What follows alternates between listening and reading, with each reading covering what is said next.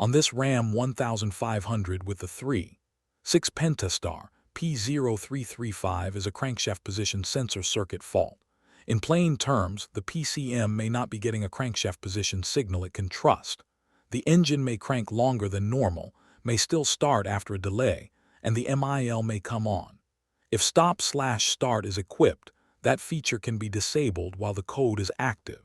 Broadly, this can involve the CKP sensor, its 5-volt feed, signal, or ground circuits, connector problems, the sensor mounting area, the target wheel or pulse ring, or a possible PCM concern.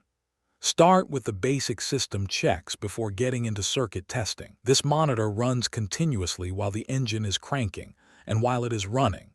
During cranking, the code can set if the CKP signal cannot be locked for more than approximately 2.5 seconds after the CMP signal is locked. With the engine running, it can also set if the PCM loses crank position and cannot relock within approximately 0.15 seconds. Treat those as the operating conditions you want to reproduce when you verify whether the fault is current or intermittent. First, check for any applicable bulletins or PCM software updates related to P0335. If one applies, complete that repair path and then verify the repair. If nothing applies, scan all modules, record the codes and the environmental data, and save the scan report for the repair record. Clear the codes, turn the ignition off for a minimum of 10.0 seconds, turn the ignition back on. Then operate the vehicle under the same type of conditions that set the code. Read codes again. If P0335 returns, move into the electrical checks. If it does not return, treat it like an intermittent and inspect the harness and sensor area next. For the intermittent path, turn the ignition off and verify the CKP sensor connector is fully seated and the primary lock is engaged before disconnecting anything. Start the engine and wiggle test the CKP wiring harness and connectors to try to duplicate the concern. Then turn the ignition off, disconnect the PCM and crank sensor connectors, and inspect for chafed or rubbed wiring, pushed out terminals, bent terminals, water intrusion, corrosion, and connector or component damage. Also look closely at the crank sensor mounting area for debris, damage, or a loose sensor.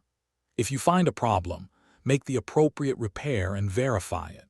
If you do not find a problem, check the vehicle history for previous crank sensor related faults within the past 90 days, and also check whether the vehicle was serviced for a crank sensor fault within the past 30 days. If it was serviced recently and the crank sensor was replaced, wiggle test again, and if you still cannot duplicate it, remove the sensor and inspect the mounting location and target wheel with a Barresso while slowly rotating the engine by hand at the crank damper bolt.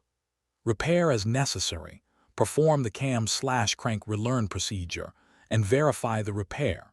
If it was serviced recently but the sensor was not replaced, replace the crank sensor. Perform the cam/crank relearn procedure and verify the repair.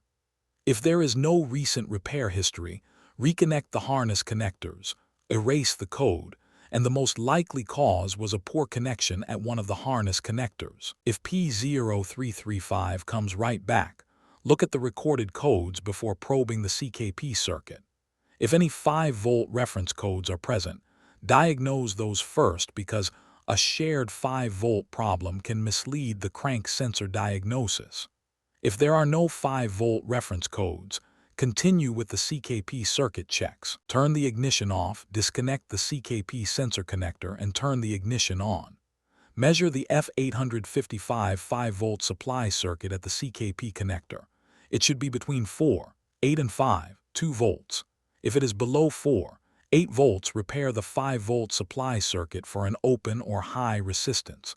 If it is above 5.2 volts, repair the 5-volt supply circuit for a short to voltage. If the supply is in range, measure the CKP K24 signal circuit at the CKP connector. That circuit should also be between 4.8 and 5.2 volts. If the signal voltage is in range, move to the sensor ground check.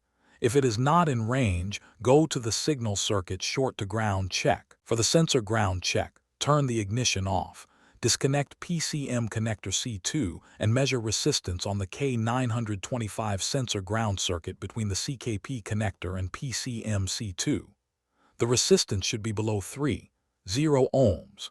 If it is not below 3.0 ohms, repair the sensor ground circuit for an open or high resistance and verify the repair.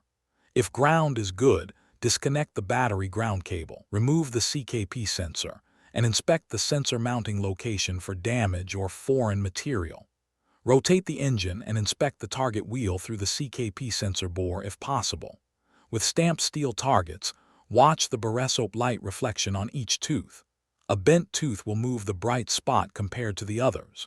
With powder metal targets, look for a tooth that appears dull or non-reflective compared to the others, which can indicate a broken tooth. If you find a mounting area or target wheel problem, repair the mounting issue or replace the target wheel or pulse ring as necessary. Then perform the cam/crank relearn procedure and verify the repair. If no problem is found here, replace the crank position sensor, perform the cam/crank relearn procedure, and verify the repair. That relearn matters every time there has been a repair or replacement made around a CMP sensor, CKP sensor, flywheel, valvetrain, timing chain, or gears, because skipping it can cause a misfire fault to set. When the CKP signal voltage is not in range, turn the ignition off, disconnect PCM connector C2, and check continuity between ground and the CKP K24 signal circuit at the CKP connector.